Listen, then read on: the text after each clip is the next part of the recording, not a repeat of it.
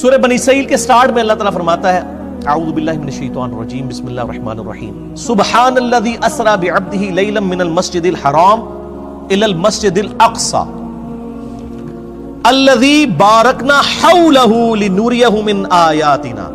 پاک ہے وہ ذات جو راتوں رات اپنے بندے کو لے گئی مسجد حرام سے ایک دور کی مسجد یعنی ایلیا میں بیت المقدس کی طرف. مسجد اقصیٰ تو حضرت عمر کے زمانے میں وہاں بنی ہے, یہاں اقصیٰ سے مراد ہے دور کی مسجد. نبی علیہ السلام کے زمانے میں بخاری مسلم میں آتا ہے اسے بیت المقدس مسجد ایلیا کہا جاتا تھا, یروشلم میں ہے جو. سیر کروائی الذی بارکنا حولہ, وہ جگہ ہے جہاں کے ارد گرد کے ماحول کو اللہ نے بابرکت بنایا. وہ کیا بابرکت ہے؟ 4000 نبیوں کی قبریں ہیں وہاں پہ. لنوریہ من آیاتنا, تاکہ اللہ تعالیٰ اپنی قدرت کی بڑی بڑی نشانیاں اپنے محبوب کو دکھائے صلی اللہ علیہ وآلہ وسلم.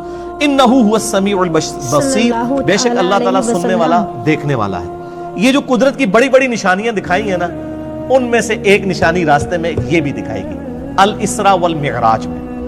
الاسراء آپ کا رات کا زمینی سفر ہے اور المعراج آپ کا آسمانوں کا سفر ہے جو یروشلم سے آسمانوں کی طرف.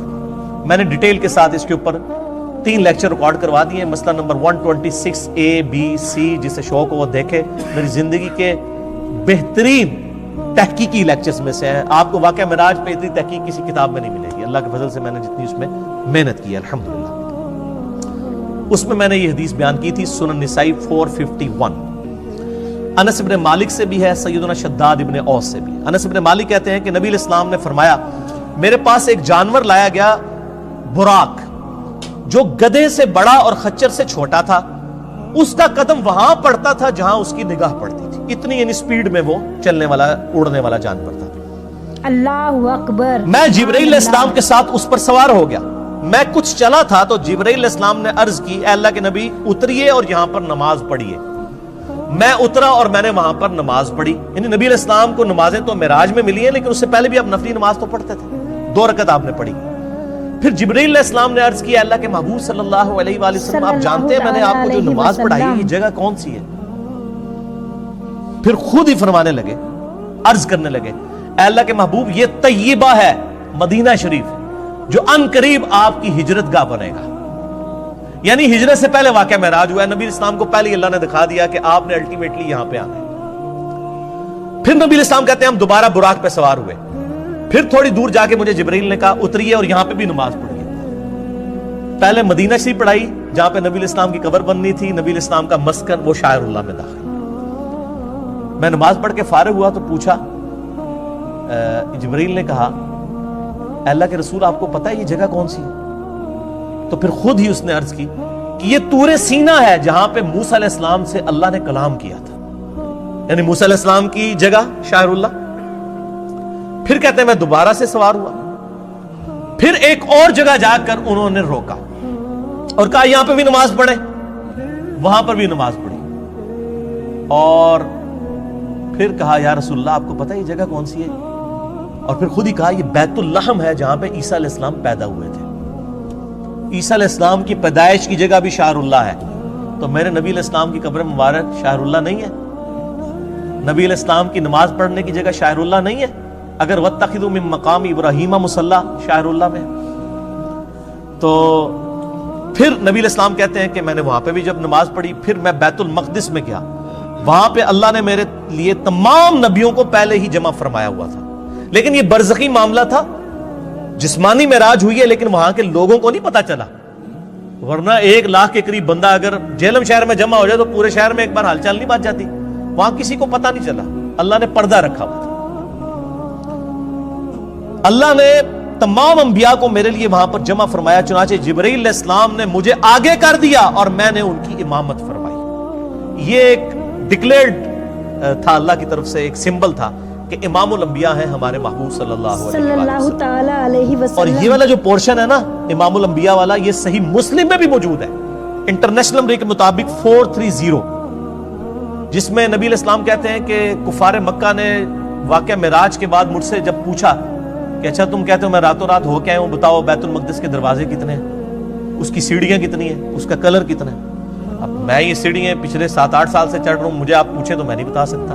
اور ایک شخص ایک رات کے لیے گیا, وہ کیسے بتائے گا؟ حضور کہتے ہیں میں اتنا پریشان ہوا کہ اعلان نبوت کے بعد کبھی اتنا پریشان نہیں ہوا تھا کہ میں ان کے سوالوں کے جواب نہیں دے سکوں گا. تو اللہ تعالیٰ نے بیت المقدس اٹھا کے میرے سامنے, اللہ اکبر, مدینہ شریف سے بیت المقدس نظر آ رہا ہے. وہ جو مجھ سے پوچھتے تھے میں دیکھ کے بتا رہا تھا. اس سے پتہ چلا کہ نبی علیہ السلام کو علم غیب نہیں تھا, بلکہ اللہ تعالیٰ غیبی خبریں عطا فرماتا تھا اور اس ایک خاص موقع پر وہ غیبی چیز دکھا دیتا تھا. یہ صحیح مسلم 430 انٹرنیشنل نمبر کے مطابق اس میں آتا ہے کہ میں جب معراج میں بیت المقدس میں پہنچا اور تمام نبیوں کو میرے لیے وہاں پر جمع کیا گیا, تو مجھے جبرائیل نے کہا آپ ان کی امامت کروائیں. صحیح مسلم 430. تو میں نے ان کی امامت کروائی اور بڑے رکت انگیز الفاظ ہیں جی. حضور کہتے ہیں میں نماز پڑھ کے جب فارغ ہوا تو جبرائیل علیہ السلام نے مجھے کہا یا رسول اللہ صلی اللہ علیہ وآلہ وسلم, آپ کے پیچھے داروغہ جہنم سیدنا مالک علیہ السلام کھڑے ہوئے ہیں, جن کا نام سورہ الزخرف کی آیت نمبر 77 میں آیا ہے. داروغہ جہنم, داروغہ جنت ہیں رضوان اور داروغہ جہنم مالک. آپ کے پیچھے مالک کھڑے ہیں داروغہ جہنم, تو اے اللہ کے محبوب آپ ان کو سلام کیجئے.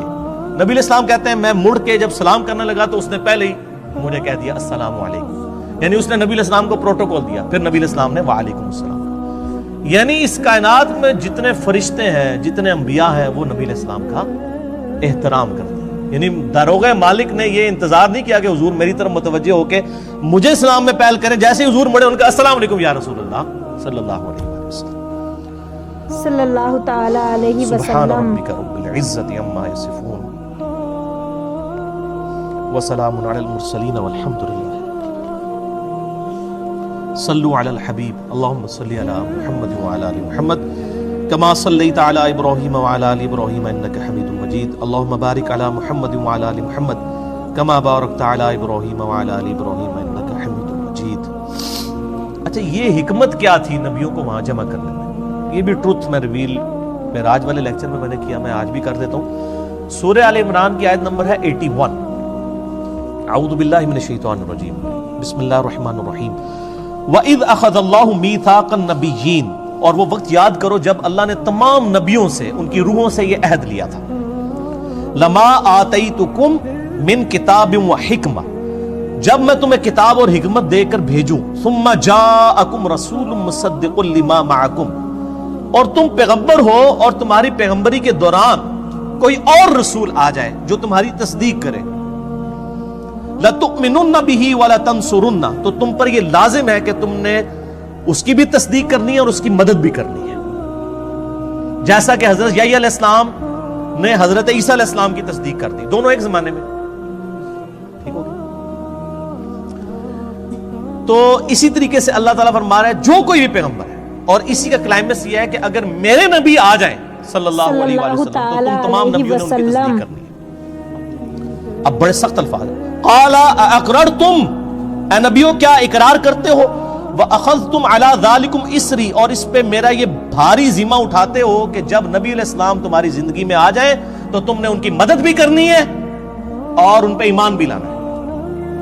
اللہ اکبر. قَالُوا أَقْرَرْنَا, تمام نبیوں نے کہا ہم اقرار کرتے ہیں. قَالَ فَاشْهَدُوا وَأَنَا مَعَكُمْ مِنَ الشَّاهِدِينَ, تو پھر کہا کہ دیکھو میں بھی تمہارے ساتھ گواہوں میں شامل ہوں, ایک دوسرے پر گواہ ہو جاؤ کہ جب نبی علیہ السلام آئے تو تم تمام نبیوں نے ان کی تصدیق بھی کرنی, ان کی مدد بھی کرنی.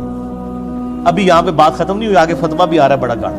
فَمَن تَوَلَّى بَعْدَ ذَلِكَ, اگر تم نبیوں میں سے بھی کوئی پھر گیا نا کہ اس نے میرے نبی علیہ السلام پر ایمان نہ لایا, ان کی زندگی میں اگر وہ آ گئے, فَأُولَٰئِكَ هُمُ الْفَاسِقُونَ, تو ایسا پیغمبر بھی پھر فاسق ہوگا. وَلِعَاذُ بِاللَّهِ تَعَالَى.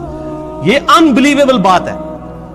یہ بھاری ذمہ جو اٹھوایا تھا اس کی پریکٹیکل اپلیکیشن وہ بنی واقعہ معراج صحیح مسلم 430 کہ تمام نبیوں کو جمع کیا گیا, تمام نے نبی علیہ السلام کی تصدیق کر دی, کیونکہ پریکٹیکلی تو ایسا نہیں ہوا تھا, آپ کے باتوں کے پیغمبر نہیں آنا.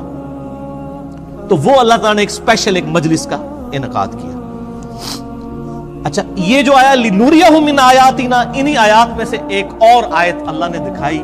صحیح مسلم میں 2 حدیثیں ہیں انٹرنیشنل نمبر کے مطابق 6157 اور 6158 کہ نبی علیہ السلام فرماتے ہیں واقعہ معراج کے دوران میں جب بیت المقدس کی طرف جا رہا تھا، سرخ ٹیلے کے پاس میں نے موسیٰ علیہ السلام کو دیکھا اپنی قبر میں، ہوا قائم یصلی فی قبری، وہ اپنی قبر میں کھڑے ہو کر نماز پڑھ رہے تھے۔ یہ صحیح مسلم 6157 اور 6158۔ تو موسیٰ علیہ السلام کو اپنی قبر میں نماز پڑھتے ہوئے نبی علیہ السلام نے اس واقعہ معراج سبحان میں اللہ، دیکھا۔ باقی یہ اللہ انتہائی انٹرسٹنگ چیز ہے، اکبر۔ واقعہ معراج پہ آپ جتنی بھی کتابیں پڑھیں آپ کو زیادہ تر کہانیاں ملیں گی۔ میں نے محنت کر کے ہفتوں لگا کے آلموسٹ 4-5 گھنٹے کی یہ 3 نشستوں میں ریکارڈنگ کروائی ہے، مسئلہ نمبر 126 A B C۔ آپ کا دل خوش ہو جائے گا واقعہ معراج پہ، آپ کو اس کے بعد کوئی کتاب اور آپ سینکڑوں لیکچرز بھی سنیں، وہ چیزیں نہیں ملیں گی انشاءاللہ جو میں نے اس میں ریکارڈ کروا دی ہیں۔ السلام وہ ضرور دیکھیں۔ علیکم۔